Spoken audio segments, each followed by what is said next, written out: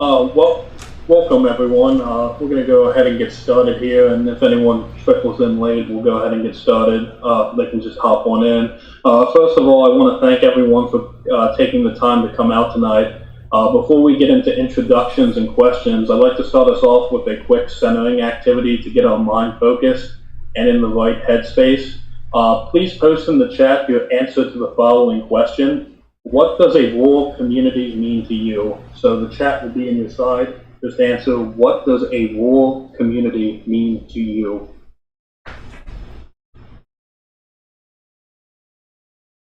And while we're thinking about that, I'll go ahead and get us started. My name is Lauren. I'm Mia's campaign manager. Over there we have Miss Mia Mason, who's running for Congress in Maryland's District 1. She is our Democratic nominee running against Andy Harris. I do want to thank everybody for taking the time out of their day to come here and, ask questions and listen. Just a little bit about Mia. She's a 20-year veteran and is focused on providing affordable health care to all, building sustainable infrastructure, and much more. She's fighting to restore equity and equality back in our communities. And I'll actually turn it over to Mia to give a little bit more information about herself. Yes. So just to make sure that everybody knows that I did 10 years in the Navy. That was the first part of my military career, where basically right after 9/11, I was overseas in Afghanistan on the USS Kitty Hawk. Then afterwards, I was able to come back home to the United States for a brief little, port of leave.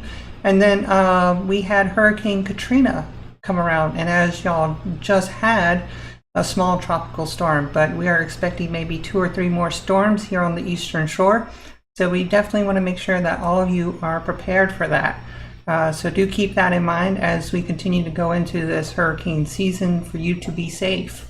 After that, I came over to the East Coast, and where I served in Norfolk, Virginia. I switched over to the Army and spent the rest of my career active duty. I was infantry, counter intel, and of course ended up here at the DC National Guard having to fight for my retirement. Simply because of who I was, they decided to discriminate me and say that I couldn't exist because the policies were changing and it didn't include me. So legally we had to fight for that. And I thought when I came to Maryland, I would have equality. That really wasn't true. So I became a friend and an advocate of many communities in and around DC through Prince George's County, Baltimore, and of course the Eastern Shore. And one of the things that struck me out is how far people go to come to DC to basically get legislation passed to fix the wrongs of our country. And I'm talking about the historical wrongs that have happened.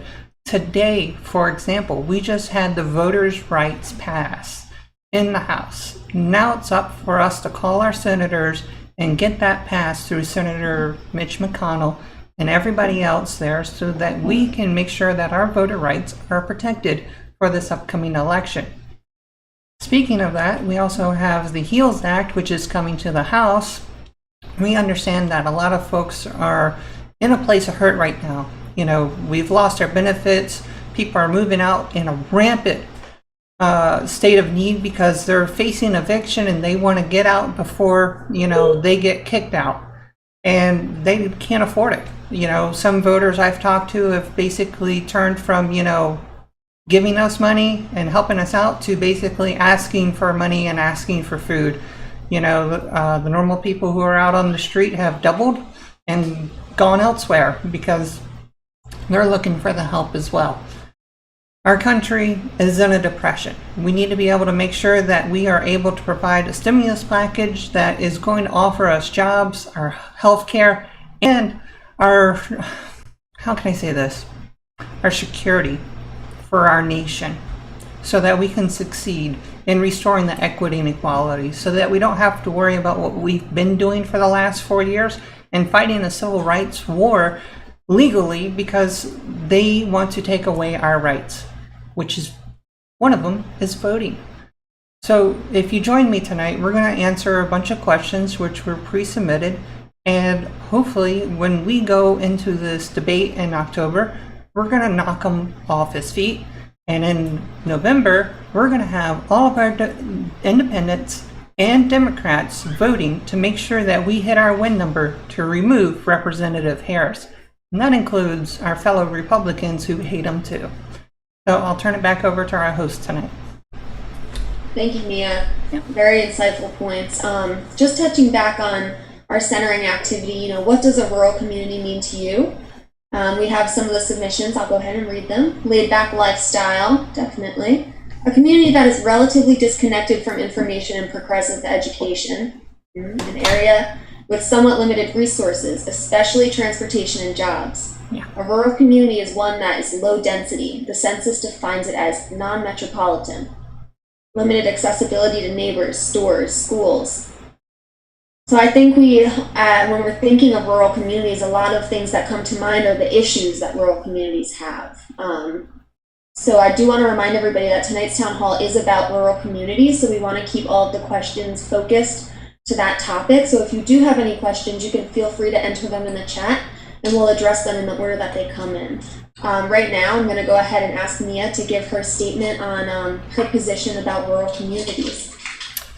So one of the things that I've observed about our rural communities is our loss of health care. It was on the cutting block after, Governor Hogan was like, we have to get rid of Flightline Medical, and we have closing healthcare systems. In fact, I had a voter call me today about our healthcare systems and say that there is only one on the Eastern Shore, which basically means that we have a monopoly on the Eastern Shore, and we can't allow that to happen any further.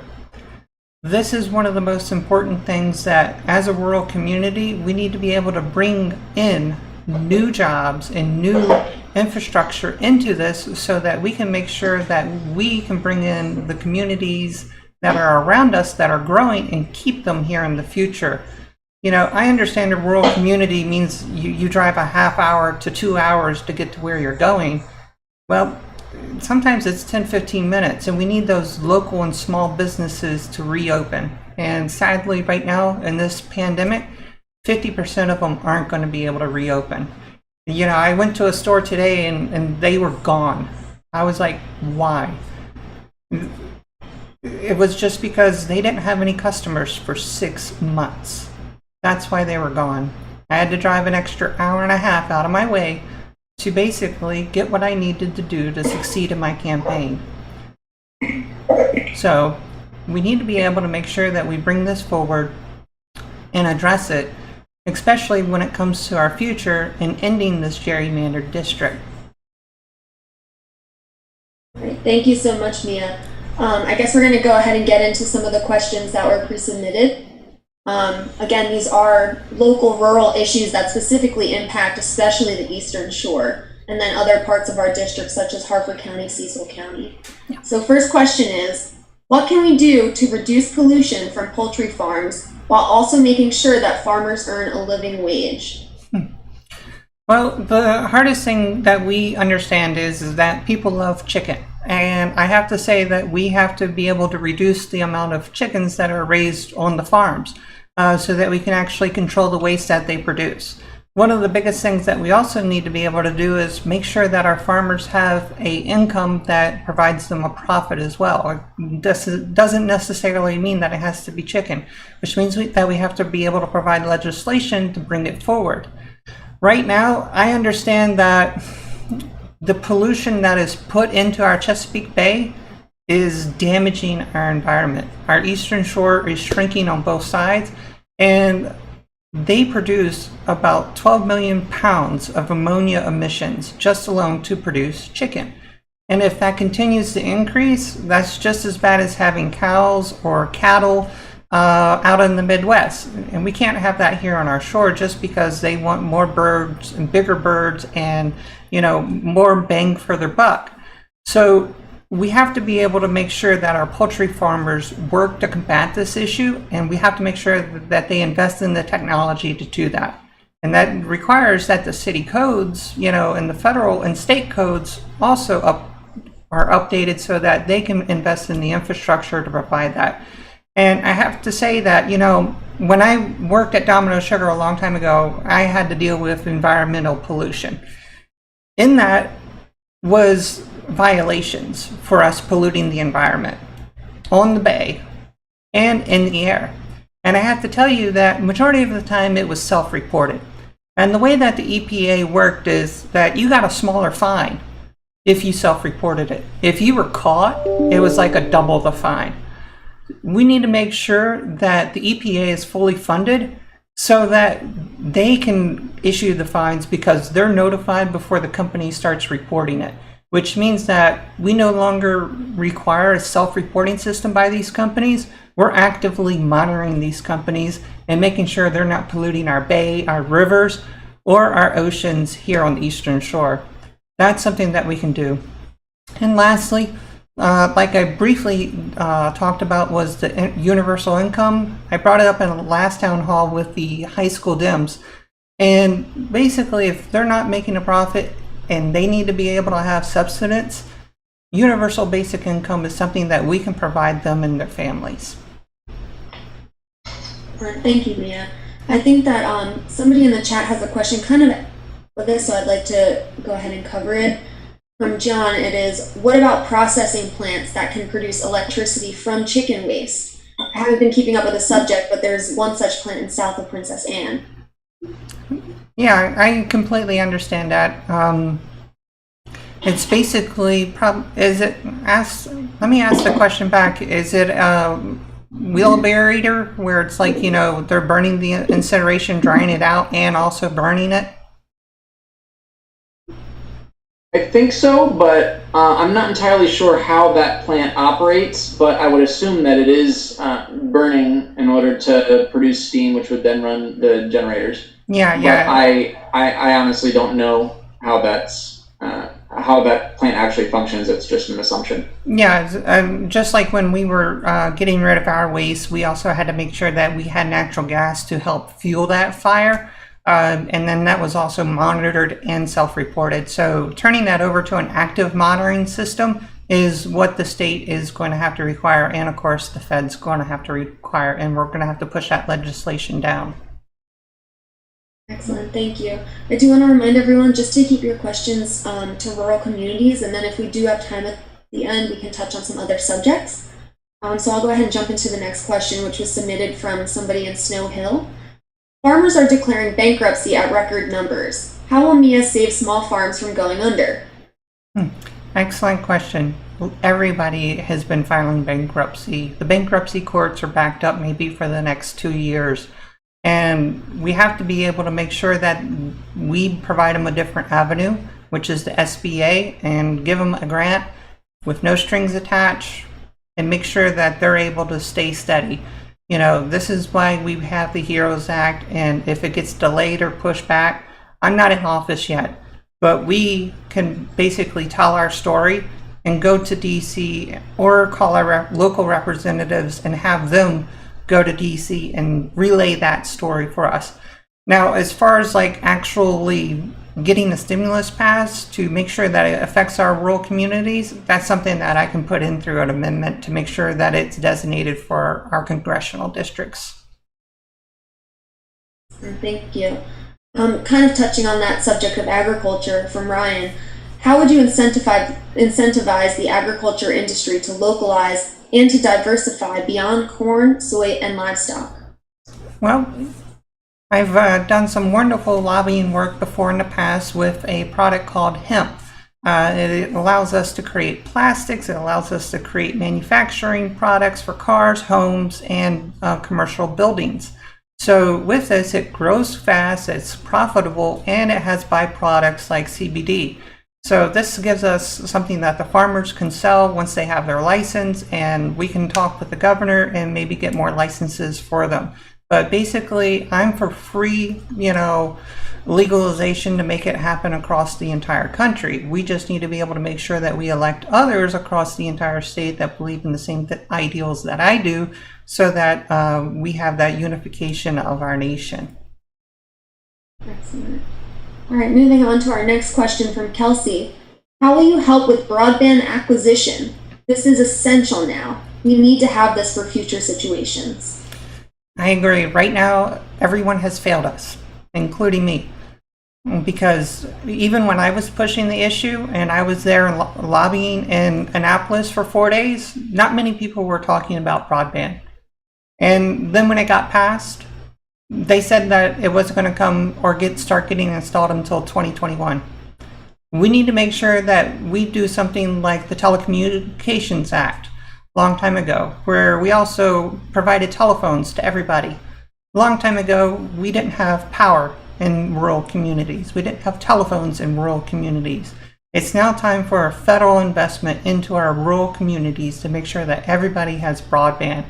And I know the state has this already approved and they're starting the project in 2021, but we also need to be able to bring this up to the federal level. And like Governor Hogan has stated with the National Governors Association, we need to be able to invest in our states because Donald Trump isn't doing it for us. And for the last year, he's been good at that, but he's also been focusing on what makes him money, tolls. We need to be able to invest in our rural communities because that's where we grow out here, and we want to make our brand our Maryland. Speaking of growing, this next question is about providing high-quality jobs. What is your plan to bring high-quality jobs and increase entrepreneurship in Somerset County? That's a difficult area. And one of the hardest things is finding a way for manufacturers to get in and stay in, especially when we're losing so much land in Somerset. No matter if it's a full moon and high tide, many areas of Somerset go underwater. So it is one of those things that we need to look into Worcester and Wimico to be able to work together with Somerset to provide areas for us to have industrial improvement. And when we talk about future projects in 2030 and beyond, we have to look at what's happening right now in Texas. People are going into space. We just launched rockets to take things to Mars.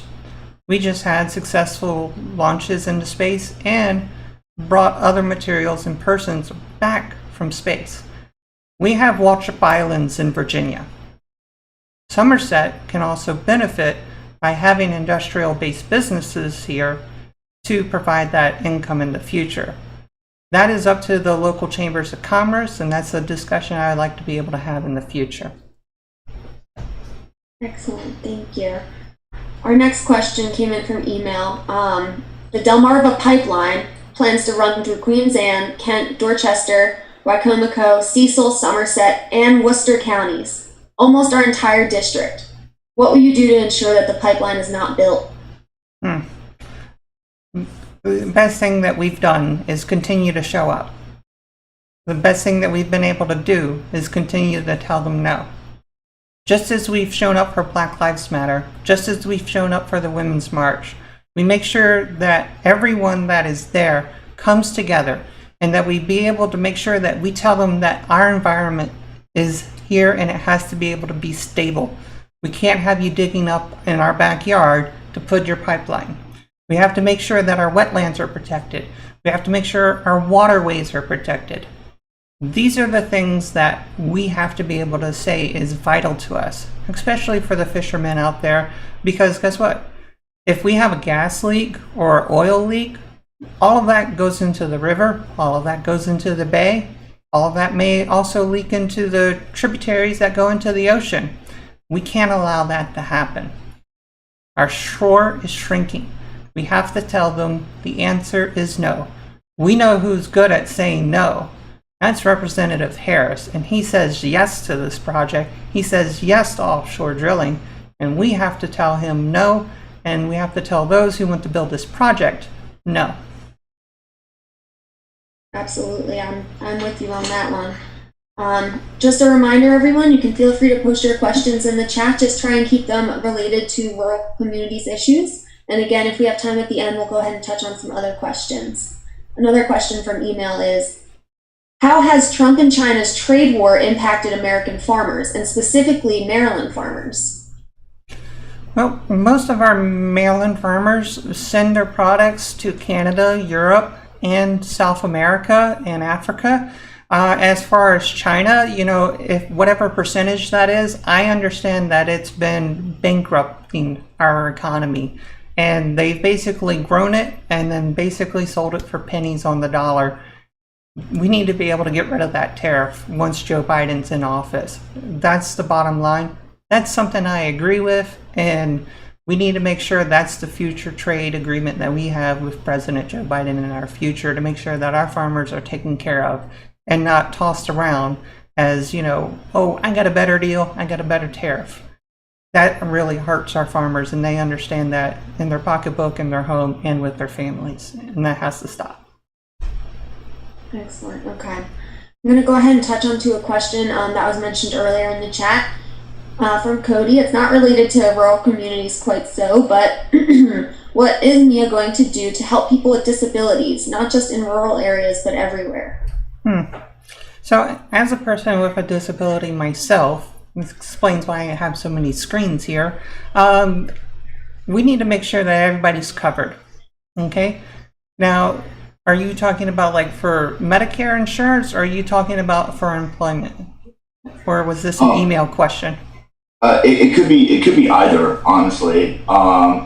Yeah, I'm honestly new to some of your policies. I've heard of you before. I've heard that you're very supportive for people with disabilities, and I'm just trying to kind of get a sense of like where you stand with everything with regards to disabilities. The hardest problem I have is with employers who want to abuse their privileges by wanting to disclose our ADA disabilities to our known supervisors and make that a disturbance or hostile work environment. You know, we need to be able to develop a tolerance policy of harassment and bullying to make sure that discrimination ends, so that we can keep our jobs, so that we can be able to maintain and not have to fight for it, so that we can get that equity that we deserve. Okay? Great. Awesome. Thank you. Mia, did you want to cover the next question of where does Mia live? Well, soon it's going to be on my boat over there in the Kent Narrows. Yep, everybody. Mia just got a boat, so she'll be living on the Chesapeake Bay. Yeah. All right. Does anyone else have any other questions for Mia? You can feel free to drop them in right now. Looks like we have another one. From Dale, any specific ideas or policies to increase entrepreneurship in Somerset County? So similar to our other question. Definitely get with me afterwards. I got tons of ideas to help y'all out. Did you want to expand on some of them? Not at this time. Sure. I understand there's probably a lot to talk about. Yeah. All right. If there's no other questions, I'll wait a little bit longer. Let's see, we have some events coming up. On Saturday, we have our National Gala. So we're celebrating the Democratic Convention with Democrats across the country. We have your favorite Democrats who've recorded some messages for you guys. So if you go to Mia's Facebook page, you can join that event. We're also having a fundraiser in Betterton on Sunday. It's socially distanced and it's limited person. So there's a couple tickets left if you're interested. That'll be secure.actblue.com/Betterton. I'll drop that down here. Just a quick question. It's this Saturday. Is it this coming Saturday? So the gala is this Saturday. It's a virtual event, kind of like this, but it's just going to be a webinar where people are just going to be able to watch because it's all pre-recorded videos of us and our teams from across the nation, including local representatives throughout the state who have agreed to basically say, hey, you know, we welcome Joe Biden and we're excited to hear about your new VP, etc. Mm-hmm. And is that the link in the chat for that? I'm gonna drop the link right now. Right. Mm-hmm.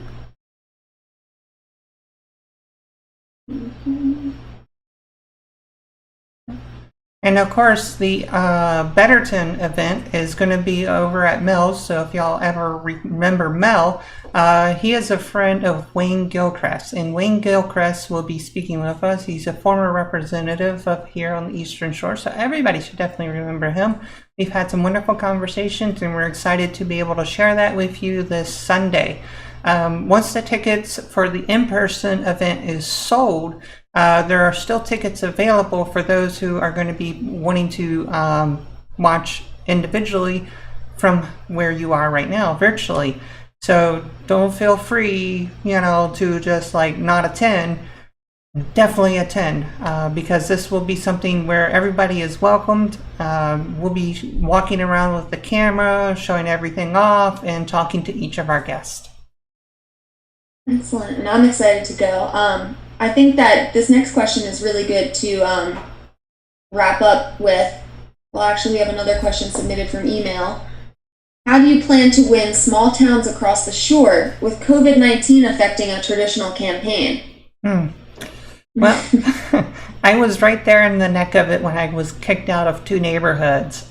So basically, the way that we've done everything is we've had folks call. We've had events like this almost daily, and we're doing them weekly to make sure that our communities are involved. So the best thing I can tell you to do is tell your friends, tell your neighbors, all right? Tell them to come to our Facebook page, check out our events, go to our website, make a contribution, because here's what's really going to happen. People are going to start getting their mail-in ballots, applications, and then they're going to have to go back and do everything else. Well, go ahead and tell them to vote by mail. Get that application out of the mailing system and have them vote by mail. And it's up to us to talk to our neighbors. Talk to Lauren. She'll get you on a phone team. Talk to Justin. Talk to Jared. We're all going to be able to call and text in this digital environment. Trust me, we're sending about 6,000 to 8,000 texts a day. And on the primary, I sent about 119,000 texts. And I made sure that I called 24,000 people. It is possible to do this election completely virtually. We need your help to make sure that it gets done. And that doesn't happen unless we have additional funding, which means we need to be able to make sure that we send our beautiful postcards out in the mail. Right?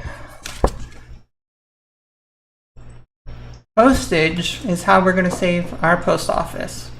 And we want to make sure that we reach all of our voters to basically tell them to vote with Mia.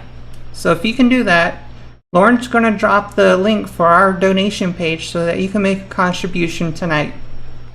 $35 or more is really going to help us out to send out to 100 folks. Okay? Well, thank you. So I just dropped the link down there. It's miadmason.com/donate. Chip in if you can. Let's see, on to our next question, which I think is a perfect way to wrap it up, and especially on a positive note, Mia. Yeah. What are maybe 2-3 platform issues that you're the most passionate about? Well, the 2 that I enjoyed the most were why I started running for office was basically my civil rights were being taken away. I was fighting for my own life. I was fighting for why I was existing. And that was to basically end the discrimination that I was going through. I spoke at the Women's March in 2018 to encourage women to run. It became what was known as the Blue Wave. Here we are in the Rainbow Wave, and we are going to finish that up. And like I spoke about earlier, we've been fighting legal battles, and we've had historical wins through the Supreme Court this summer in June, and I was excited. So we have won, and it's been 4 to 6 years of hard work, right, through national organizations to make sure that our rights were restored. And now we have to make sure that we don't have Trump for a second term so that we can make sure that we continue to restore the equity and equality. And now for the second issue that I'm very passionate about is healthcare. I've at one time had 3 healthcare providers. 3. Blue Cross Blue Shield of Florida, and then of course I had TRICARE, which is kind of like Medicare. And I have to tell you, when you get denied by all 3 of them and you get stuck with a $7,000 medical bill because they can't figure out who to bill because your employer requires you to have it because of the ACA, I understand. So we want to make sure that we have Medicare for all, no Part A, B, C, or D, and that we make sure that everybody, regardless of their age and the entire family, has an affordable plan based on their income so that you can have health care without having to worry about it or having to worry about who your provider is and who you can go see and who you can go talk to. You should be able to log into your portal, set up an appointment, be like where we are right now, and talk to your nurse or doctor and take care of the concerns that you have right now. I don't want to see another person commit suicide because they couldn't handle their bills for health care. I don't want to see my family have another huge medical bill. I don't want to see folks get stuck at CVS or Walgreens because they can't afford their prescriptions. These are the things that I believe if we pass Medicare for all, it's going to be a cost savings for all of us. That's another thing that I'm very passionate about, and I want to make sure that our families have a set price per year. If I can afford $600 per year for my TRICARE, for me in the military, I think that we can pass that on to everybody in the entire United States. I'm going to close with that one. We did have a couple extra questions, Mia. Did you want to, they just rolled in. Did you want to answer those ones as well? Sure. We do have some time. Let's see, from Ryan. Oh, next ones.